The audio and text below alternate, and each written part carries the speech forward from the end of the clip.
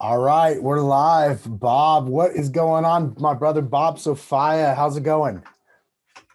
Good, man. Kevin, it's good to see you, man. Good to see you too. Good to see you. Long time no see. Actually, not Yeah, really. right. Hey Bob, so dude, I'm excited to have this conversation today because man, we were talking recently about the just the growth that your real estate team has gone through recently. And I put a little tease out on Facebook yesterday about it. Normally when I do an interview and talk to somebody about like their business growing, I kind of like record it, drop it on the podcast later on, usually a month or two later. But I was like, let's do this one live because the reality is you and I got a lot of friends, obviously, that are realtors, a lot of people that are, that look at you, see what you're doing, and maybe don't realize the growth. And you've made so many big changes in the last year. I thought, like, let's just do this Facebook Live. So here we are, brother. So first of all, um, dude, talk to me about the growth. I shared your numbers yesterday. I shared the numbers from 2020, all, the year, and then this year to date. And dude, that's some massive growth. I gotta ask, dude, how do you do, like, how does that even happen? Like, that's big growth for 1 year. I'll preface it a little. We did have it was the first slump as a team that we ever had in 2020. I mean, that we were down from previous years, about 8 million. So we Why? normally traditionally we're doing about 40 million, 38, right around the 38 million for the previous 3 years. Okay. So but it is still amazing growth. Yeah. Yeah, it's big Um, growth. yeah. I mean, if I was going to put my finger on it, it's people. I mean, but that, when I'm going through all these trainings and you know, that's what they always say, you got to get around the right people, right? Always people.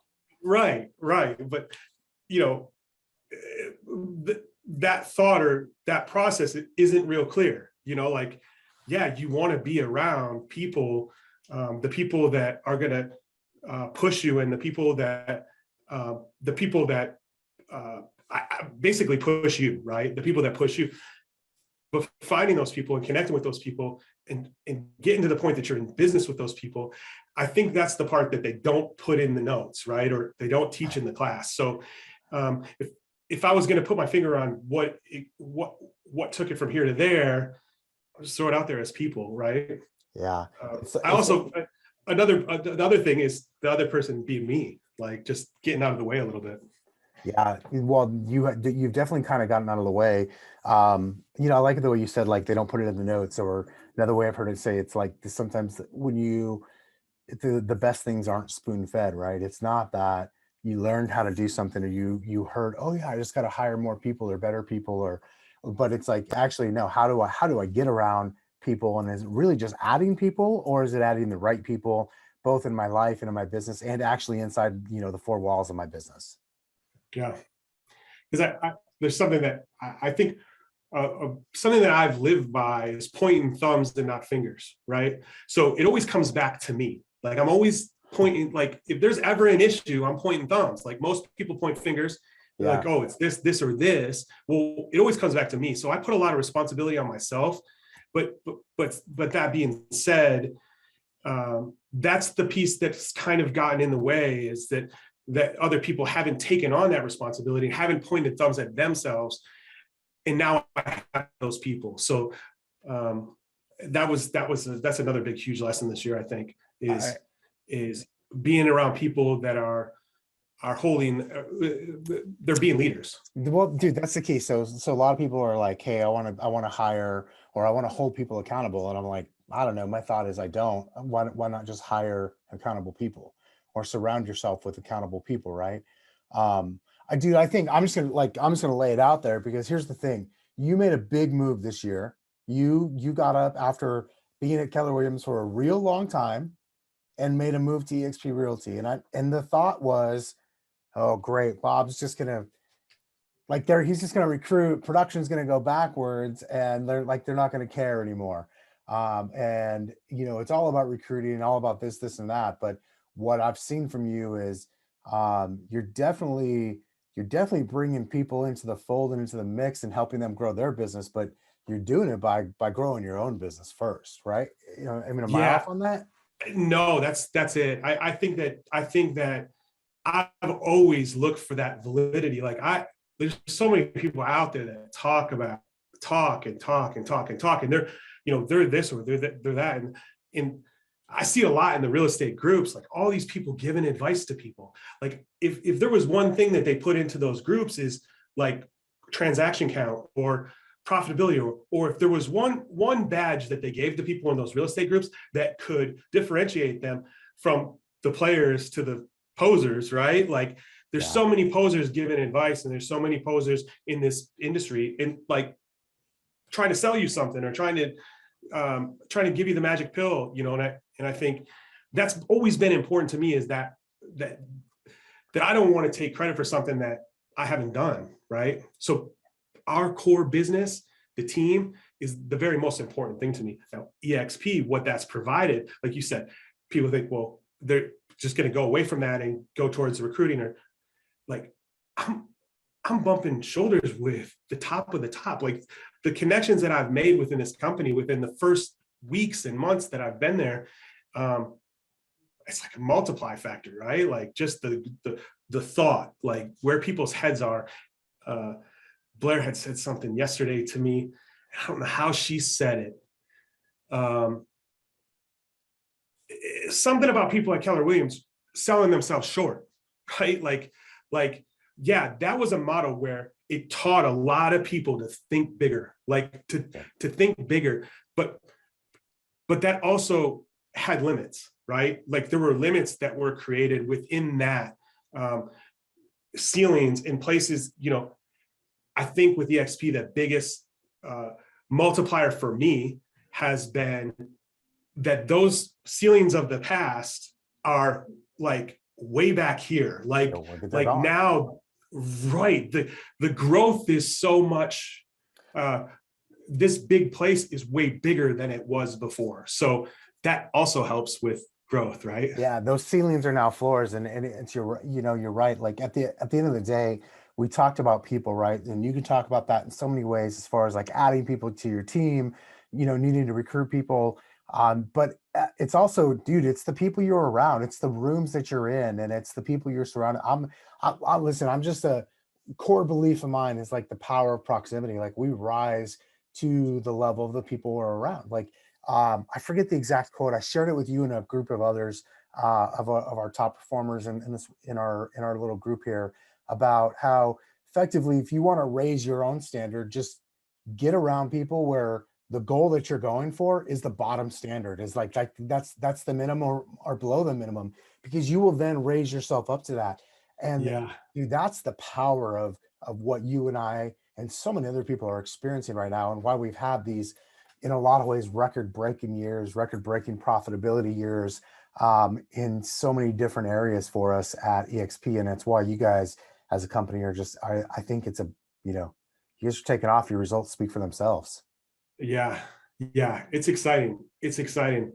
I think that the platform that's been provided by EXP has no limits. The limits, we all learned that during COVID, and to be with another company when COVID hit, and to make that transition, 6 or 8 months into COVID, like to a company that's been doing this for what, 12 years, or I don't, I'm not good with the history, but they've been doing it for way longer than when COVID hit.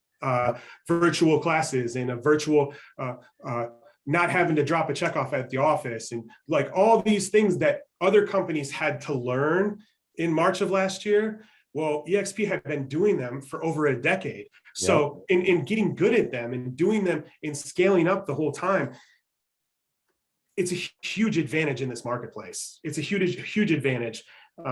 That's a giant piece of what's happened with our team over the past year. No doubt about it. You just mentioned that. I happened to notice right before you and I hopped on today. Today's November 30th. 3 years ago today, EXP completed the purchase for Virbella, the company that runs our campus, right? Our online campus. And people, it's easy to laugh at and look at and go, that's so kind of cheesy. It is. It looks kind of a little bit weird. And then you realize, like, okay, cool. We don't just have now 69,000 agents officially. at Exp Realty. I don't know what there was when you joined 6 months ago, but I know when I joined in June of 18, there was 12,000. So it's grown It a was little in the bit. 40s, I think. I think it was in the 40s. Think about that, dude. 69,000. So we're gonna be over 70,000 probably next week, actually, because we're adding north of 1,000 a week right now. And it's going to be almost doubled in the last 6. That's wild. But like the forward thinking of Glenn and the people, the executive team here at EXP to go, hey, we're going to purchase that, dude. It's almost like I'm not saying they saw COVID coming, but like you said, we're certainly prepared for it. No doubt. It came up with a new agent today. So I had a new agent in my office this morning, and he asked about the EXP world. Like, he had been connected with another EXP agent, and they had given him a pass to go check it out. And he said, well, how do you use this? Well, it took him asking me the question to really be able to put my finger on it. So and I think COVID has a big piece of this, is that when we all got pushed back into our homes out of our offices, right? And we wanted to have that connection or that community, what did we do? We got on Zoom, right? We got on Zoom, or we get in Google Hangouts or Facebook Live or whatever it is, whatever type of connection we use to reconnect with people. It's still almost two-dimensional, right? In what I've learned about the EXP world and what I see the future of that is more like the interactions with those meetings and making in that community, bringing that community full circle, where it's not two-dimensional and those conversations are actually happening.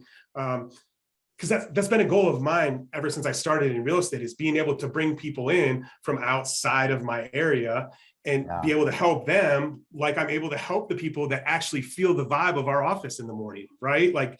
That energy is, you can't duplicate it, right? Yeah.